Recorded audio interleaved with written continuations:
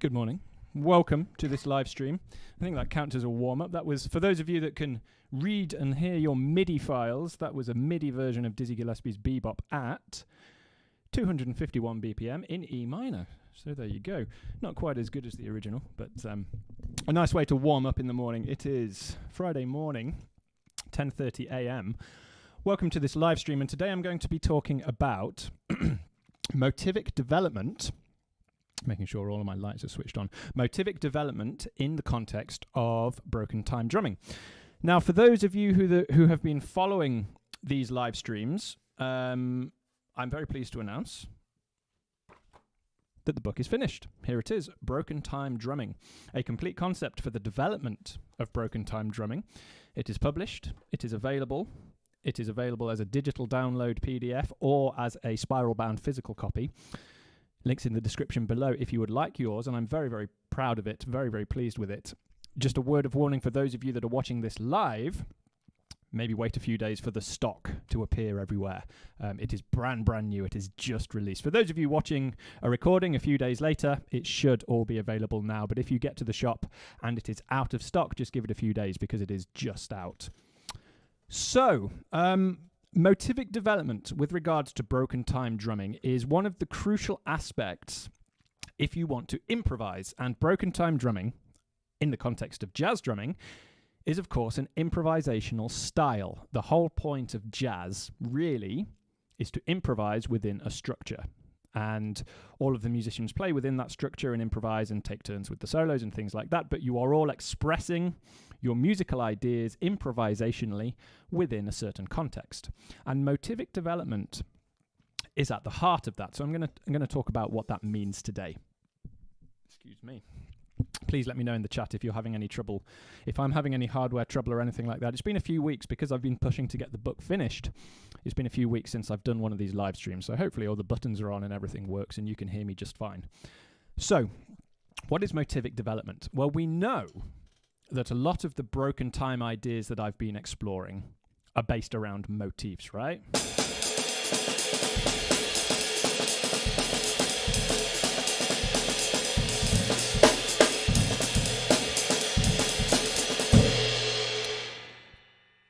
Probably 75 to 80% of what I just played there was a motif.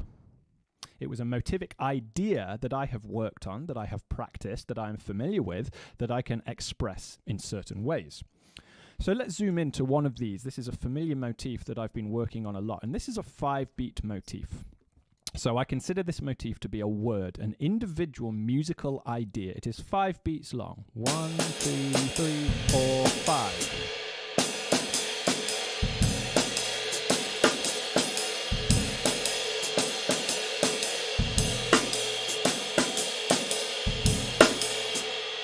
Right? We can hear that idea in there. Dat, dat, dun, dat, da, gun, dat, dat, dat. It repeats every 5 beats. It is discrete, it is individual, and the ride cymbal is integrated into that motif. I've talked about all of this stuff at great length in a lot of the previous live streams, so if you want to recap, go and check those out first. The idea of motivic development is that this idea starts as our basic expression, and then we can go on to manipulate it and stretch it and vary it and manipulate it. Did I say manipulate? And manipulate it in various ways to keep the idea flowing, all the while maintaining a steady time pattern. So motivic development contains a lot of different ideas that are kind of hard to categorize, but they are all based around the manipulation or the variation of an original idea. So if we take an analogy of language, poetry, rapping, hip-hop. These are linguistic art forms that manipulate words. And we could just say something very simple, like, I like football.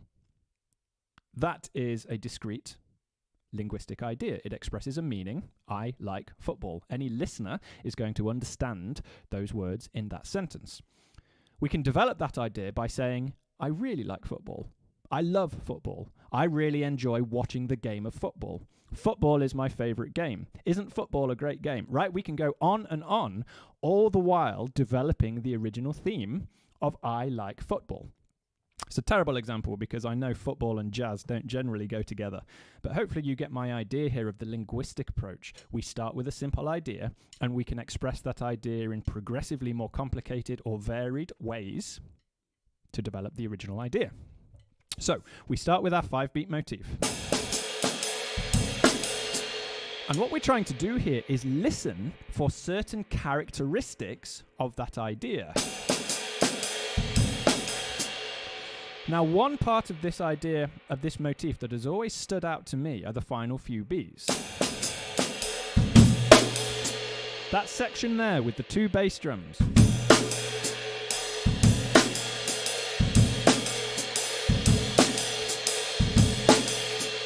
That, to me, sounds like the resolution point of this idea.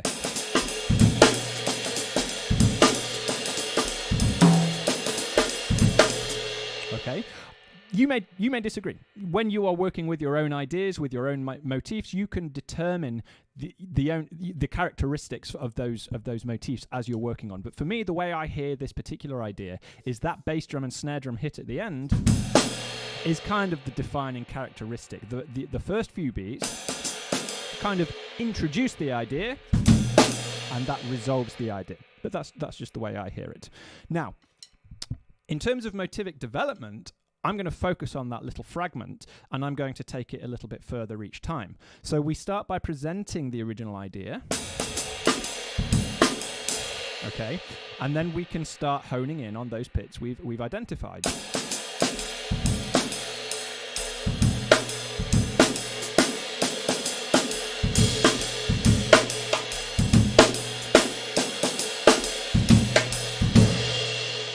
And we can start to build up a sort of improvisational approach based on the little characteristics of our original motif. So what you just heard there was me kind of focusing and playing with that section from the motif.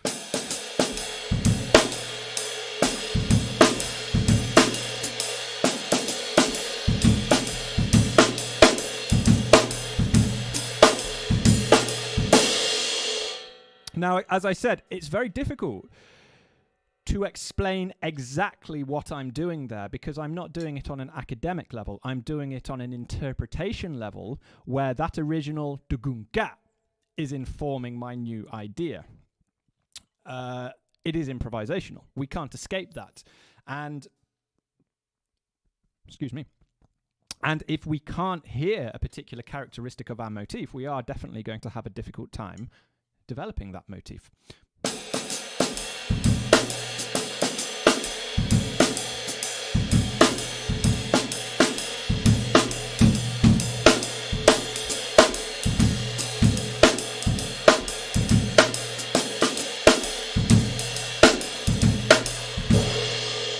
So again, hopefully you can start to hear how my ideas there are informed by that original ending of the motif. Now, there are a few devices at play which we can talk about on a more academic level, and one of those that is kind of prevalent in this style of music is called displacement or syncopation, and I kind of link those two together. Syncopation or displacement is the act of moving an idea throughout a rhythm. So if we take that little idea at the end,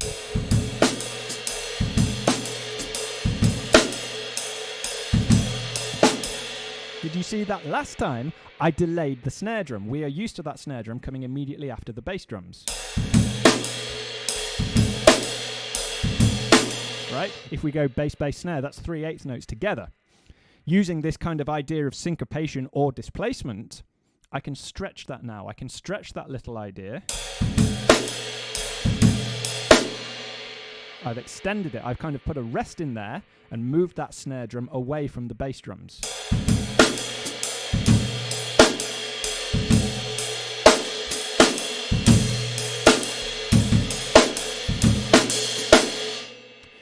Now, when you're practicing this, as you just heard there, it's not always going to work. You're going to come across stumbling blocks as you're exploring what you can do with this motif. But the whole idea is your motif is your original idea, and then you can start applying your own interpretations and your musical devices like syncopation and displacement and rhythmic modulation to expand certain elements of that idea. So, Well.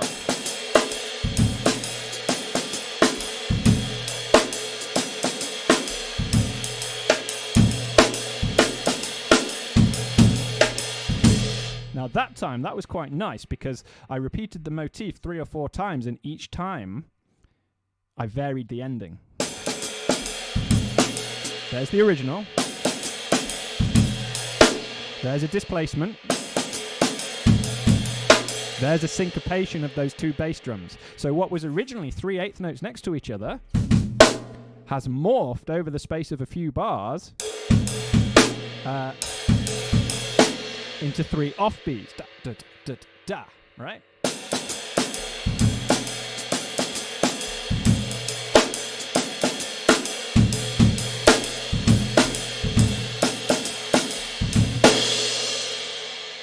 And there's no rules surrounding this. You are free to interpret these motivic ideas as loosely or as closely as you want, as long as, of course, you're maintaining a steady time feel and you kind of keep track of where you are in the overall structure, because we're not playing free jazz here, right? We are in time. We are in time, and we are playing to a tempo, and we are, hopefully, at some point again, probably not this year, but playing along with other musicians. So this idea of motivic development is really vital for your improvisation. And one thing I say in the book is it is far more valuable to you or to us as players to have a small pool of vocabulary, a small set of motifs with which we are very, very familiar, than this large pool of motifs that we just kind of know repetitively. Because if you're sitting there and, you know, maybe you've got the book and you've learnt a certain a certain combination.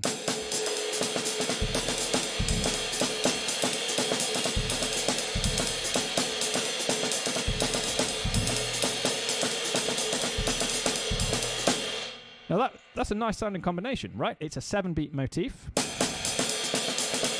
followed by a 5-beat motif, the one we've been working on. Put them together, you get a 12-beat combination. But the idea of that is that's just a starting point. Because if you are sitting there playing jazz and you're just playing the same repetitive combination, well, A, it's going to start to get a little bit stale, a little bit repetitive, and B, you're missing the point of the improvisational aspect of this style of music. So whatever it is you're working on has to be a starting point, a jumping off point. So far more valuable, or perhaps far more musically interesting, would be if you take that same combination. So let's try it now with this larger combination. And again, we start listening for the main musical characteristics of that combination.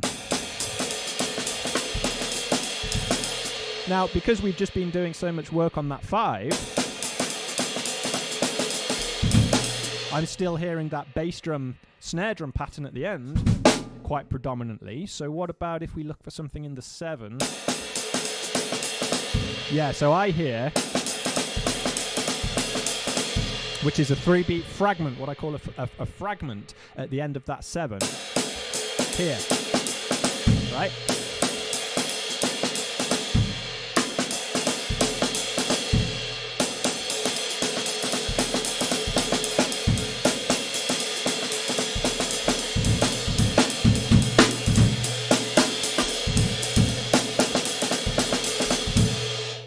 Okay, so you can start to explore some of the ideas going on there. And now my kind of available material has doubled because I've incorporated this second motif. So let me talk you through. I have a tendency to get carried away when I start demonstrating. I really love this material. But let me talk you through what's going on there. So we've got this 7-beat motif. 1, 2, 3, 4, 5, 6, 7. Okay.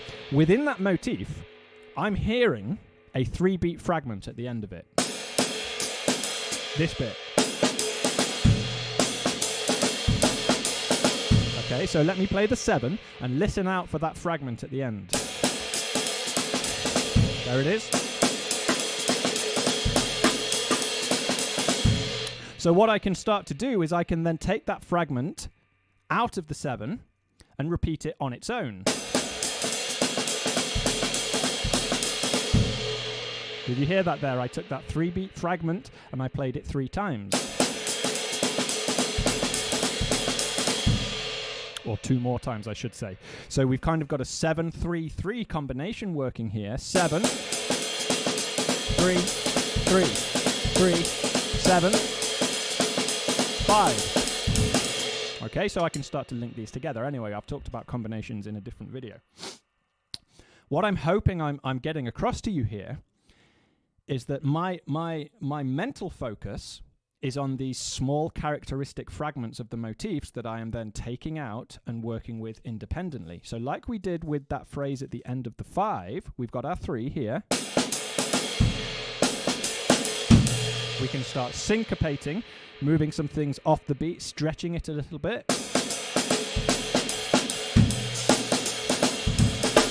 There, I kind of expanded it.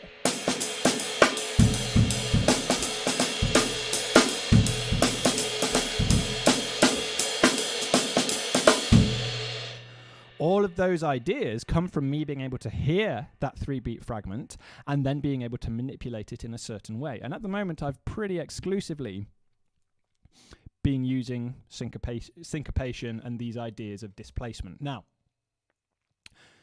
I've been talking quite conceptually at this stage. Let me slow things down a little bit and try and demonstrate exactly what I'm doing here. So, if we take a very, very simple bar of 4/4, 4 beats to the bar, 1, 2, 3, 4. And I play a rhythmic idea at the start of that bar. I'm going to play this straight just for now. So I'm going to play 2 eighth notes at the start of this bar. 1 and 2, 3, 4. 1 and 2, 3, 4. Okay, let's call that our original motif for these demonstration purposes. Syncopation. Again, it's a kind of difficult concept to pin down and define, but syncopation generally involves moving a phrase from its original rhythmic point and taking it off the beat.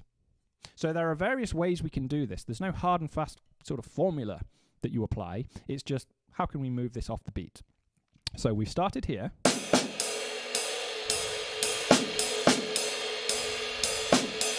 There's one idea. We move both notes off the beat. 1 and 2 and 3, 4. 1 and 2 and 3, 4. Or we could move the 2 notes as a block. So 1 and moves on to the and of 1. 1 and 2, 3, 4. 1 and 2, 3, 4. 1 and 2 and 3, 4. 1, 2 and 3, 4. 1, 2 and 3, 4. 1, 2 and 3 and 4. Okay, I'm running through showing how this original idea can be moved throughout the course of that bar, either one note at a time on the 8th note offbeats, or as a whole. So we started here. Now, if I apply the same improvisational aspects to this phrase, hopefully you'll start to see how the ideas I generate stem from that original motif.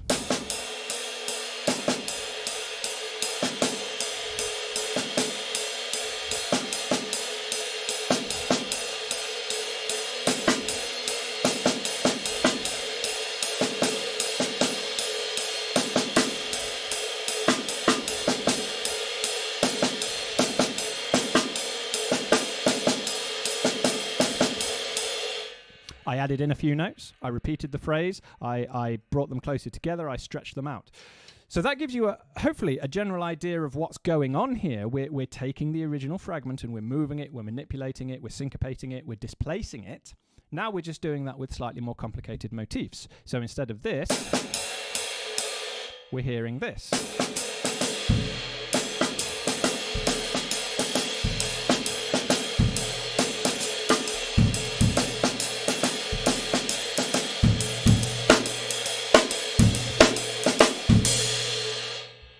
And hopefully you can start to hear how I'm arriving at the end point of this broken time improvisation. Now, condensing this down into 20 odd minutes is obviously going to cut out a lot of the work that this actually takes. So the next big question that I want to tackle is, how do you actually work on this? How do I practice this? Because you might be sitting there thinking, I really like this material, but I don't know where to start. And that's a really valid complaint, and I felt like that a lot myself. And the place to start is by really, really familiarizing yourself with your original idea. So you might be here.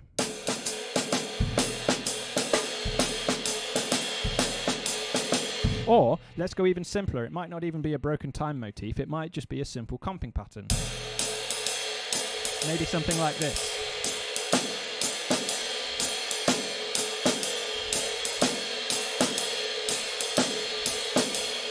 Okay, doesn't matter. Doesn't matter what you're working on, but your first job is to be as familiar with it as you can, so you can hear that phrase as a musical idea.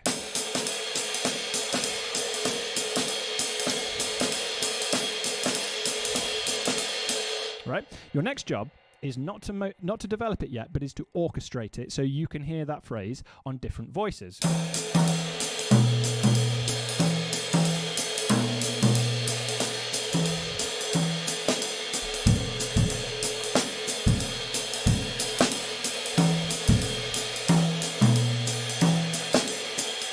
Okay, that's still the same motif, it's still the same original comping pattern, but I'm trying to take it out of its original setting, move it around, try the different voices, get a linear element in there, get that bass drum involved, but it's all to do with that original idea that I started with. And I really can't stress this enough, by the way, how familiar you have to be in order for this to happen naturally, right? You need to be able to know this phrase extremely well. If you're still reading it, just keep going. You're not ready yet. You need to be able to play this completely naturally, hearing that idea as comfortably as speaking. Now, once you get to that point, you can start to be a little bit more adventurous with it, where you start applying some of the ideas I've been talking about, these ideas of syncopation or of displacement. So here, we know academically that I'm on the 1 and the and of 2. 1, 2, and 3, 4. 1, 2, and 3, 4. 1, 2, and 3, 4. 1, 2, and 3, 4. So what about if we syncopate that first beat? What if we take it from the 1 and put it on the and of 1? So 1, 2, and 3, 4. 1, and 2, and 3, 4. 1, and 2, and 3, 4. 1, and 2, and 3, 4. We've taken our original idea and we've moved it by 1/8 note.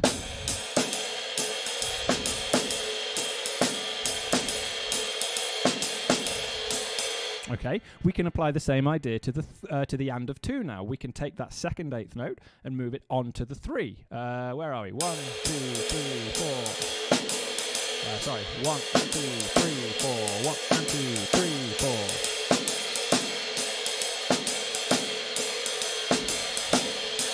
Okay, so we were here.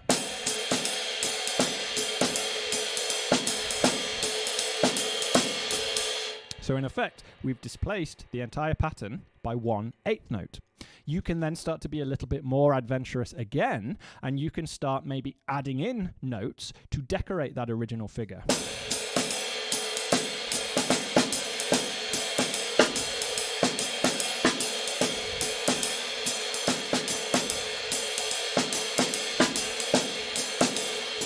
Okay, again, there's no rhyme nor reason. There's no kind of formula there that tells you how to do this. You have to experiment with this.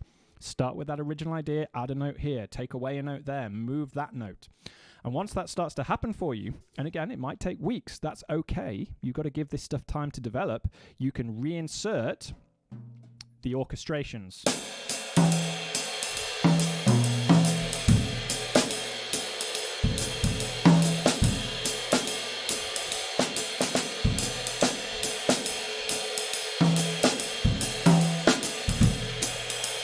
Now, I'm obviously quite comfortable with this stuff, so I am quite happy to take that original idea and play around with it. If yours is very, very simple to begin with, again, that is okay. You have to take this really slowly and build it up piece by piece. But I can kind of promise you, when you hear the greats, you know, the pioneers of jazz drumming, improvising and comping, they are developing ideas. They have got their motivic ideas and they are developing, they are improvising them, they are hearing a musical idea and they are familiar enough with it and they have the technical capacity to manipulate that idea in this way. Now, one of my favorite drummers of all time, but for this is Jack DeJohnette. And Jack DeJohnette for my Broken Time book has been a massive inspiration. I've got transcriptions of his in there and some other transcriptions of Jack's have been part of my own development in there.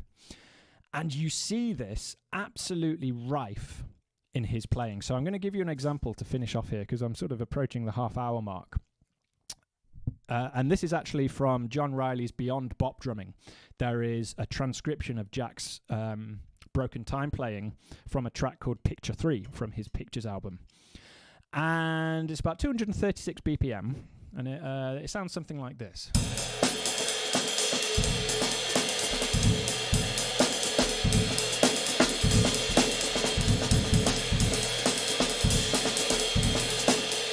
And I can't remember any more from memory. But it's that sort of thing, right? It's this lovely, fast-flowing, broken time stuff. And the first time I was studying this, I didn't understand it. So it sounded like completely random improvisation. And the very first sentence of my book says nothing is random. So that should have been my first clue. I didn't understand the musical devices he was using to play there. I just thought, oh, well, he's so good, he can just play whatever he wants when he wants. And that's kind of true. But I was totally missing the motivic ideas and the motivic development. So the third line of this transcription, the line is this.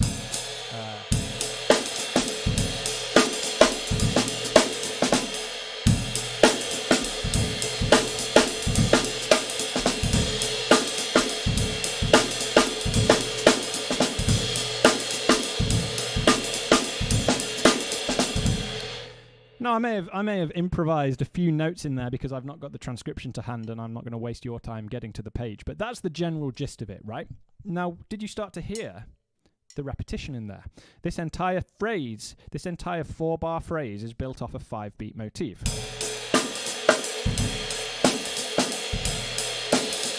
That one. 1, 2, 3, 4, 5. 1, 2, 3, 4, 5. 1, 2, 3, 4, 5. 1, 2, 3, 4, 5. Now, the second time he plays this motif, he adds a bass drum.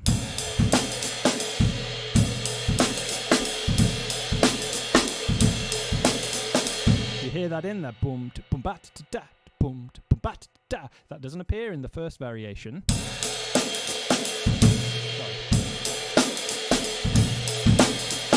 You hear that second bass drum in there the second time. Now, the third time, he brings in an 8th note phrase between the bass drum and the snare.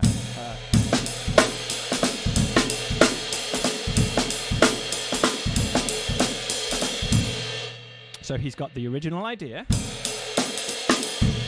a variation, and then a second variation.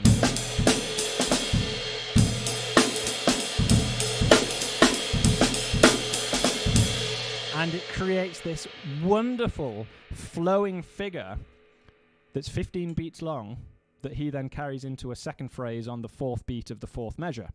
And it is just such a wonderful thing to study, because when you see it, you can see that idea developing before your eyes across the space of 4 bars. And then when you go back and listen to the tune, suddenly you hear it and you think, how did I miss that? It's so clear once I can hear it.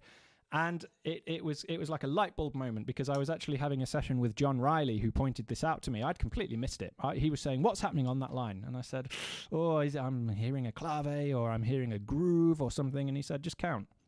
1, 2, 3, 4, 5, put a bracket. 1, 2, 3, 4, 5, put a bracket. 1, 2, 3, 4, 5. And once I'd seen it, it was obvious. And that changed everything, and that spurred me on to write the book.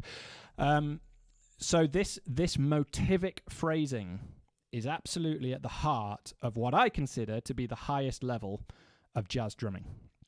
And it is great because it means you can take sources like my book, like John Riley's fantastic books, like any jazz book, and you can start with a really simple idea. And rather than being trapped in that idea and just going, I'm doing that idea again.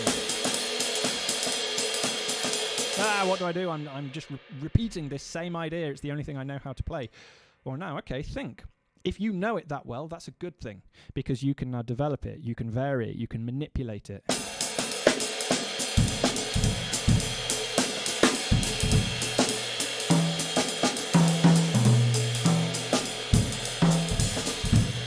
It becomes yours.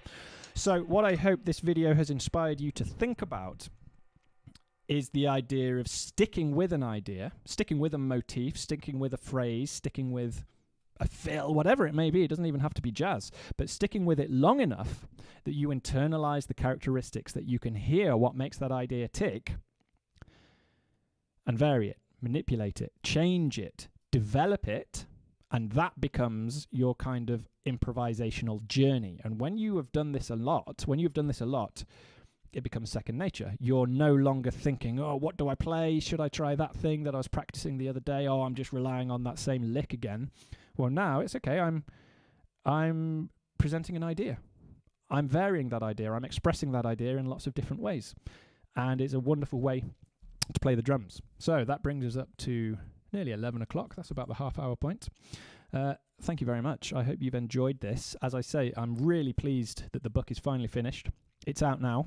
Check out the links in the description below and you can grab your copy. Digital or physical, available worldwide. And please let me know if you have any questions or thoughts or anything like that, and I'd be happy to talk about this further. But stay safe, and I'll look out for you on the next live stream, whenever that may be. And if I don't see you before then, have a lovely Christmas, everybody. Thank you very much.